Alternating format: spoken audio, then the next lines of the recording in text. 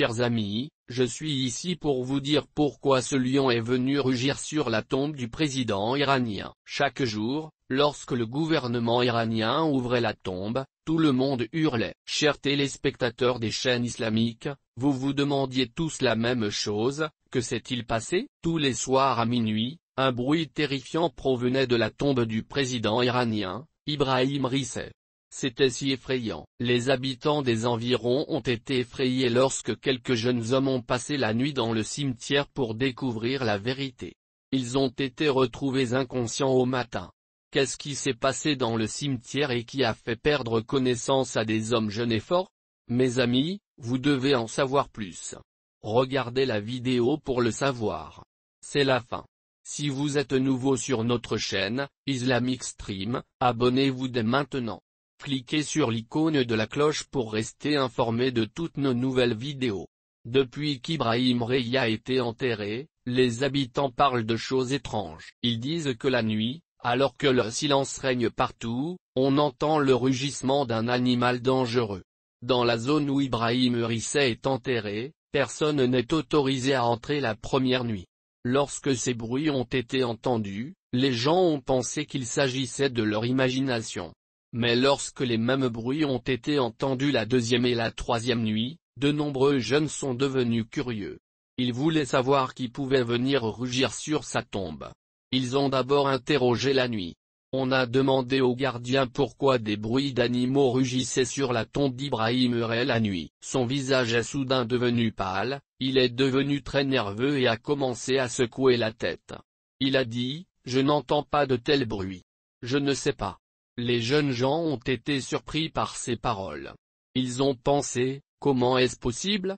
Si une seule personne l'avait entendu, il serait facile de l'ignorer. Nous avons entendu le son et nous avons su qu'il était réel. Ce n'était pas notre imagination ou une maladie qui nous faisait entendre des choses la nuit. Nos familles l'ont entendu aussi, et tout le voisinage sait que quelqu'un rugit ici la nuit.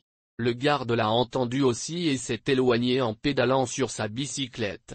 Il évitait manifestement de répondre à la question. Les jeunes hommes étaient visiblement bouleversés lorsqu'ils ont visité la tombe d'Ibrahim Raïssi avec leurs amis pendant la journée.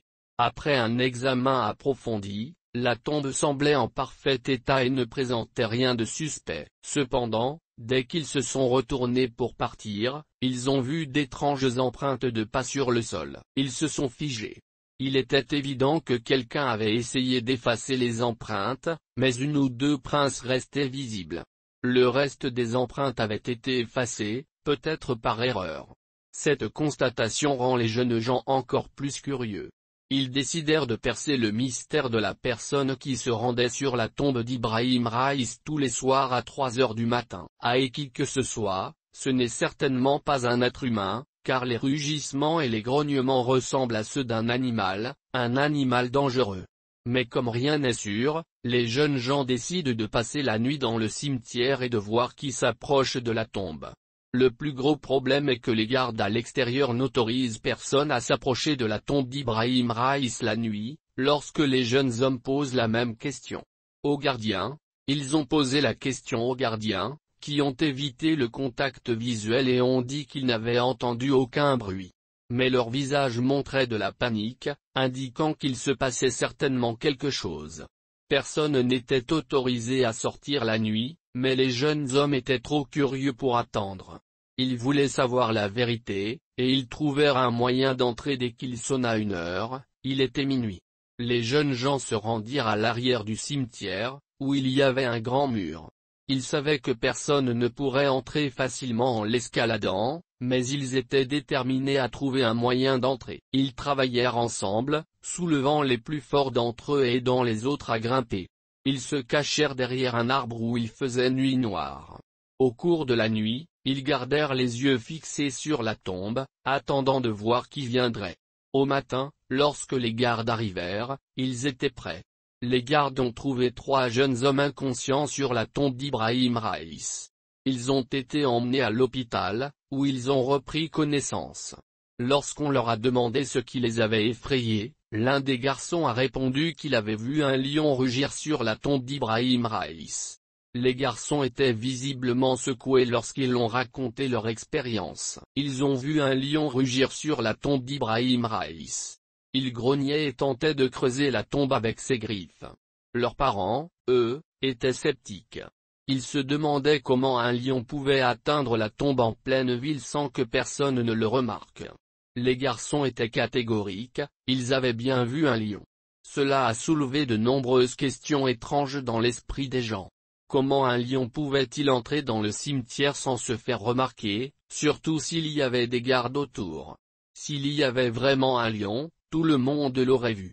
Mais il était également vrai que l'on entendait la nuit des grognements qui ressemblaient à ceux d'un animal. Les gens s'agitaient et commençaient à se demander quel genre d'animal venait sur la tombe d'Ibrahim Raïs et pourquoi il venait grogner à 3 heures du matin. Sur les 3 jeunes hommes, seul l'un d'entre eux a affirmé avoir vu un lion. Les 2 autres restaient silencieux. Il était impossible de comprendre comment un lion pouvait apparaître en pleine ville sur la tombe d'Ibrahim et disparaître ensuite. Les seules autres personnes à avoir vu le lion étaient les garçons. Tout le monde était maintenant extrêmement curieux de savoir qui ou quoi rugissait sur la tombe la nuit et si le garçon avait vraiment vu un lion. Le lendemain, de nombreuses personnes étaient présentes au cimetière, mais cette nuit-là, personne n'est venu. Les gens commencèrent à penser que le garçon avait menti, mais que se passa-t-il le lendemain? Le garçon était mort et son corps portait de profondes égratignures causées par les griffes d'un animal dangereux. Les gens étaient horrifiés. Après cela, les grognements ont recommencé. Lorsque les gens en ont parlé à la famille d'Ibrahim Raïs, la femme de ce dernier a révélé un secret choquant à la famille. Tout le monde était incrédule. Elle a affirmé avec certitude que les bruits provenaient de djinns, car Ibrahim Raïs avait l'habitude de nourrir les djinns. Après sa mort, ils viennent pleurer sur sa tombe.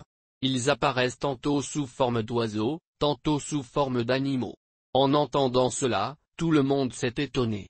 Comment un humain pouvait-il nourrir des djinns? La femme d'Ibrahim a dit qu'il avait l'habitude d'abattre des chèvres tous les jours. Ibrahim Raïs avait de bonnes relations avec les humains et les autres créatures. Il laissa de la nourriture pour le djinn dans un champ vidé. Après sa mort, le djinn vint sur sa tombe sous la forme d'un lion et rugit en grec. En tant que lion et rugissant avec les humains, même le djinn fut attristé par sa mort.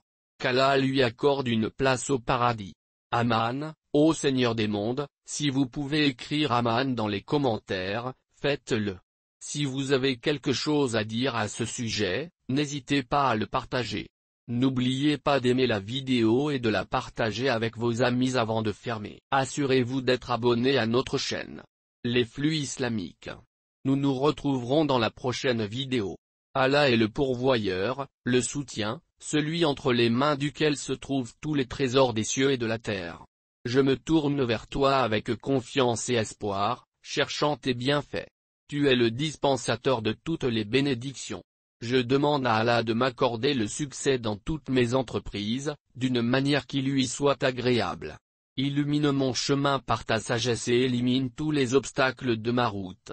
Ouvre-moi les portes de l'opportunité et rends-moi facile ce qui est difficile. Je demande à Allah de m'accroître en connaissance, en compréhension